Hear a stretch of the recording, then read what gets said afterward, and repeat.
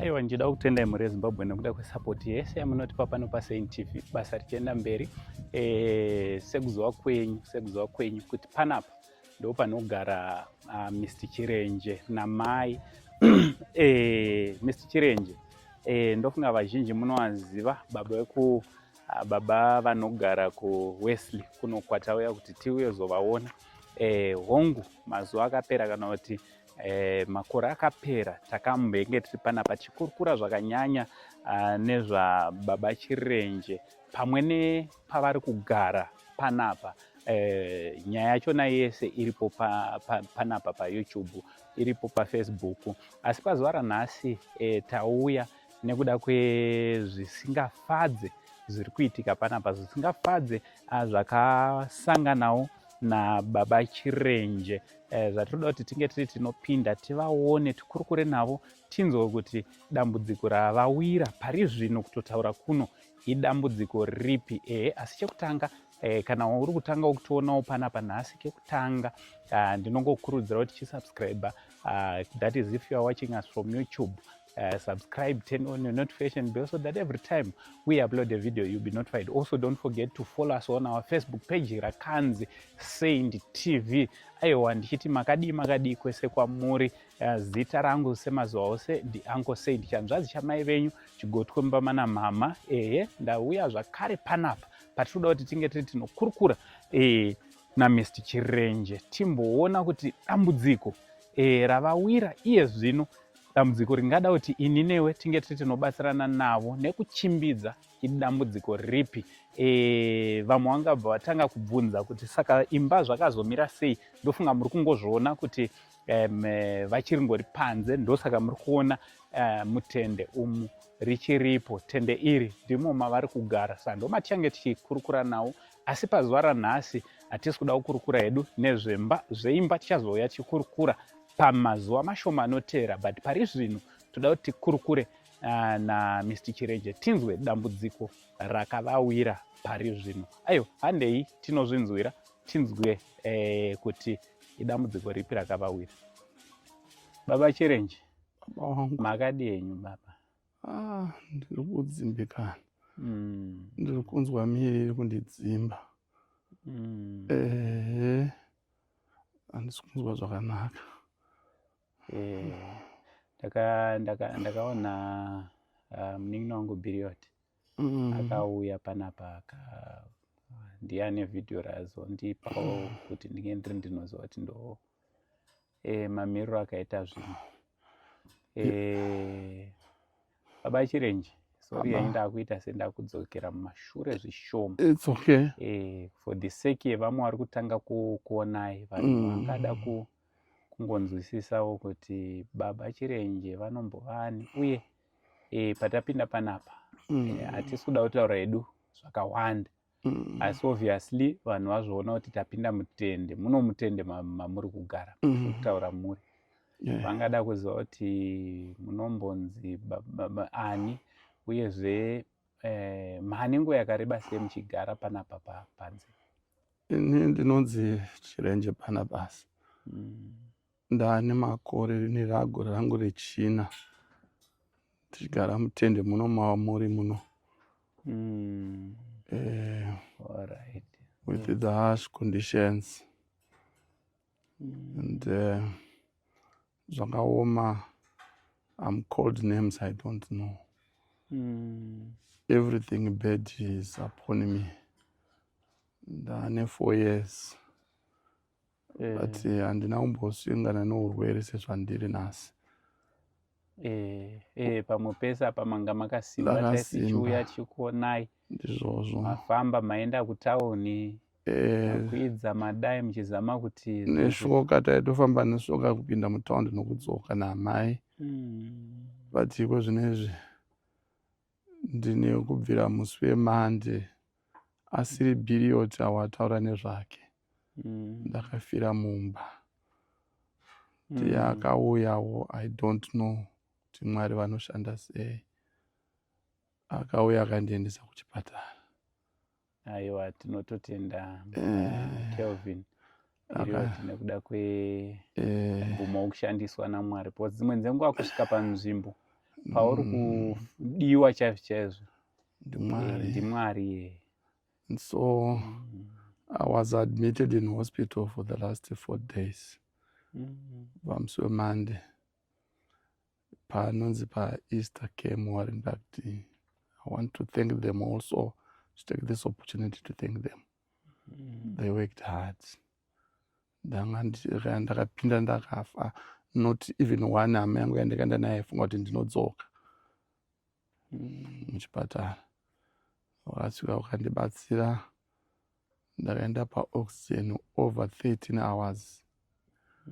Ndiri paoxygen kusvika ndiite munhu wambondibvisa vazondidzotsera, wandibvisa wandidzotsera.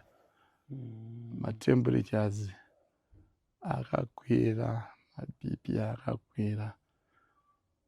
Ndanga ndine vamwe vanhu vangade kuziva kuti chii chakanditambudza kuti ndiende kuchipatara. Ndakaita chest infection, ndiyo yakandikuvadza. Chest infection haisi nyaya yedust here. Ndiyo nyaya yacho iyoyo yekurarama nedust. Saka yakanga yapastage yakaipisisa. Machiremba were shocked nestage yakanga yari kuti why I'm still living. And ndine pain yakanyanyisa. Kusvikira vakandibatsira zvakanyanya. Ndakunzwa zviri nani. Vakandiburitsa muchipatara. Vakandipa mishonga kuti chienda unonwa ukumba. Asi udzoke musi wa26 mwedzi uno. But sezvisineiwo vanhu vanocherechedza mapepa avo nokucherechedza varwere vavo. Ndizo manheru vakatifonera. Vakati mangwana Monday kuseni tidzoke zvakare kuchipatara, machiremba anoda kutiona. Saka mangwana ndinenge ndiri kuchipatara zvakare. Kuchipatara ivo vari mubusiness havazongondidainzazve kuti uya, but rudo rwokurapa vanenge vanaro, asi vane zvavanoshandisa zvinoda kubhadharwa pfuma. Saka mabills edu takatobva ikoko tine chikwereti about from what I heard kuna amai 497. Zvinenzi kuti mangwana patichaendawo tichapamidzirwa kuda pamwe va12 vatanzi tidzokere pamubhedha. Zvichida kune maconsultation fee anodiwa. Ndiri kufa ndiri muno mushaki hama dzangu, asi ndiri pano semavimbisira ndakaita kuti hai handiende kusvika justice yasvika pandiri. Hapana chimwe chandiri kuda, ndiri kuda justice chete. Saka ndiri pano maita basa sekuru venyika mauya kuzondiona muchibva kuchechi. Kune vari kutoparidza kuchechi vachitoseka kurara kwandakaita muno. But maita zvenyu basa. Uncle Sent. Sorry zvenyu taurai zvenyu ndakateerera hangu sendinodzokera mashure. But I understand kuti chimwe chakwidza BP mararamiro amuri kuita muri panapa, because zviro zvana BP kuti zvizosvika pakuti inyaya yekufunga kauko. Handina kubvira ndabatwa chirwere cheBP muupenyu. Baba namai vangu vari kurarama vari kumusha. Havana zvirwere zveBP. Tumadhara turi kungofambawo zvatumusha. BP hairegedze kuwanika pano. Uri kuteerera here mapisiro ari kuita muno? Kubva na9 dzamakuseni kusvika na5 ndo zvamunenge muchiita. Hatina kumwe kwokuenda, tinenge tiri muno mutende inopisa. Marata ari padenga paya anopisa. Vanhuwo kune vanhu vanokonzeresawo vachikudainza tinodainzwa nemazita akawanda St TV. Mazita atinawo panapa akawanda, tinotaurwa nepakawanda nepakasiyana siyana. Zvakaitira iwewo hauiti svondo St TV, unonozviuraya. Asi takazvitambira kuti Mwari ndimi munoziva pazvakavambira, ndimi munoziva kwazvichagumira. Kana wakanzwa kunzi ndaparara nhasi kana mangwana, don't be surprised. I am not well. Ndakutaurira chokwadi chisingabhadharwi. Ndiri kurwara, Uncle Saint. Asi ndiri pano. Saka muri ku understand kuti kuzosvika pamakavaka musha uno kwakanga kuri kugadzirira retirement. Ndipo sekutaura kwamakamboita kuti ndipo pamanga matotarisira kuti kana maizoisawo vanokupaiwo zvekurarama nazvo, ndizvozvo dai kutaura kunoku mune chamuri kuwana chouviri, mwedzi kupera kwawo muchitotarisa. Saka zvino muri kurarama sei Baba Chirenje? Kuti mimi muti mararama mune mhuri, izvo zvimabhills ese atiri kunzwa ada kubhadharwa, kuzvifambisa sei?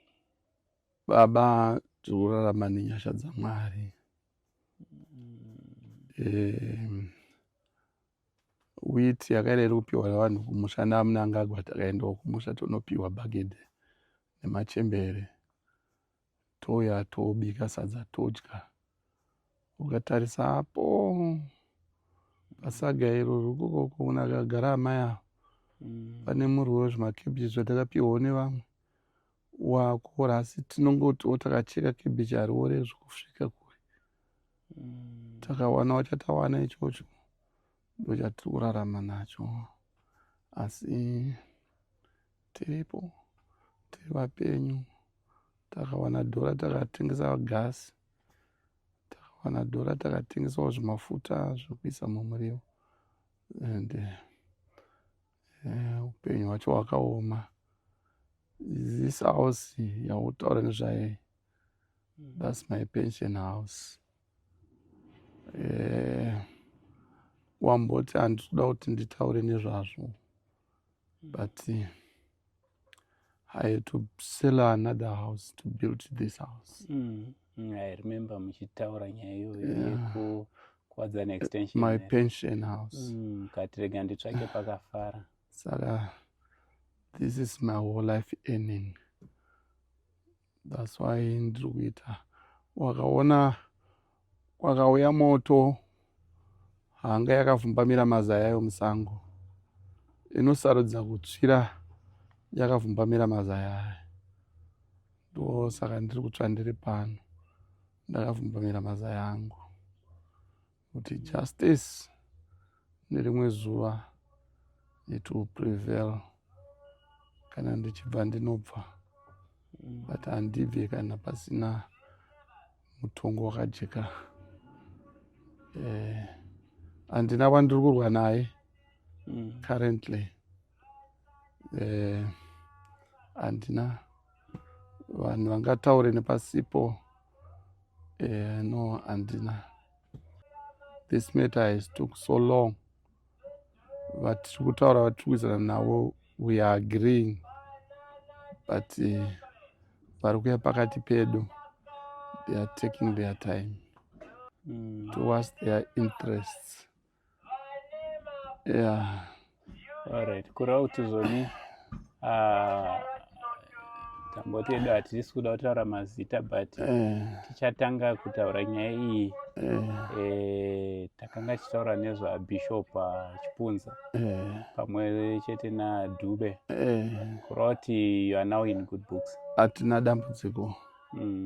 Hatina dambudziko. Uncle Saint ndakaita zvavaida zvese. Ndakaona video. It's unfortunate I did not attend the meeting. Yes. But I saw you apologizing. You were invited. You were invited. Mm. You didn't attend. Yeah. We agreed as men, and they are vakandiregerera as men of cloth. They are men of God. Yes. All right. But pari zvino pane any progress here? Hapana. I'm still here. All right. Yeah, I'm still dying out here. Saka imimi chivimbo chenyu Baba Chirenje. Yes.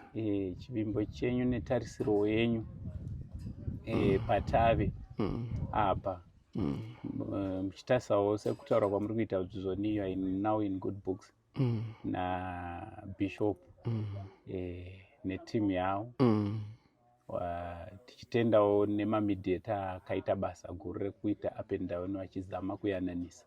Chitarisiro chenyuwo pazvasvika pa ndechekuti kudii? Ndechekuti it's over. Zvapera. We are starting a new chapter.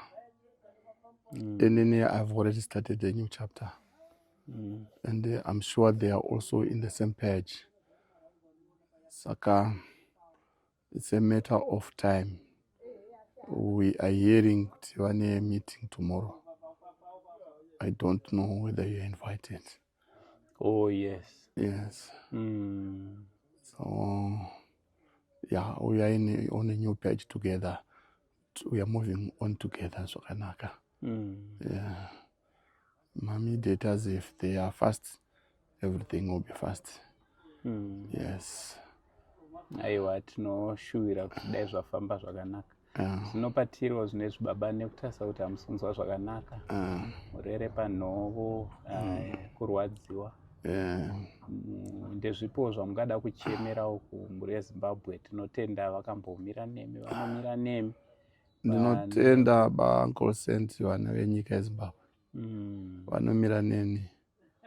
Ipapa pamabhills ekuchipatara haana kukwana zvavo, asi vari kutumira pavainapo tichingochanela kuendesa kuchipatara, nekuti hatifaniri kuzoita chikwereti chechipatara, mangwana zvinotinetsa. Saka ndiri kuti whoever assist me in my bills, mangwana ndiri kudzokera zvakare kuchipatara. Kudzokera kuchipatara nodiwa mari yekuti ndishandise maconsultation nekutenga mishonga zvakare chadiwa mangwana. Ndo mararamiro andiri kuita. I'm saying this to my brothers and sisters. Yes. All right. Yes. Saka namba dzaBaba Chirenje ndo dziri pascreen. Nevanoda kuvabata, kutaura navo, pamwe munotaura nababa kana namai, chinhu chimwe chete. Chinhu chimwe chete. Ngatiwa nenzira yatingabatsire nayo, especially kukuita kukavha mabills ekuchipatara, kuwanawo zvekudya. Weza kuti munhu kana asakuita zvakanaka anoda kuti anga ari anowanawo zvekudyawo zvakanaka. Amen. Mhuri yeZimbabwe handikadziki. Tinobva tine hama dzedu muno muZimbabwe dzakabudawo dzikaenda kunoshava kunze. Ngatirangarirei hama yedu sekurangarira kwatinongoita minamato. Amen. We need your prayers most. Nguva ino, nguva dzakadai, nguva dzinorema. Tinotongoda kuti isusu tinge tinomira nehama yedu. Amen. Baba Chirenje, Mwari wekudenga vakuitira zvakanaka, vakuporesei. Tinotenda baba. Pfupi inoteera toda kuzotaura nemi muchipa testimony yekuti makanga mabatikana asi mapora. Mwari dai vandigonera baba. Amen. Mwari dai vandigonera. Ungu. Aiwa, tinotenda. Amen. Saka pari zvino Bishop T Chipunza, Mr. Dube navaChirenje vakagara pasi, vaChirenje vakakumbira regerero ivo pamwe nemhuri yavo nokuda kwemashoko akanga ataurwa navaChirenje vachitaura pamusoro paBishop T Chipunza nokuda kweimba iyi, chero zvazvo kumakotsi eZimbabwe Mr Chirenje vakarasikirwa neimba iyi, ndosaka vari kutogara panze kudai. Bishop T Chipunza vakazosvika pavakataura naMr Dube kuti vange vari vanobatsira Mr Chirenje kuti vange vari vanowana property iyi back zvakare. So muvhiki rino iri according to mamediators vari kufambira nyaya iyi, vanova Prophet Mandichona vari kuti ipo muchagarwa meeting ichaiona nzira yekuti muvhiki rino Mr Chirenje vange vari vanobatsirwa kuwana imba iyi back. From Uncle saying the only Zim uncle for now, it's much love and God bless.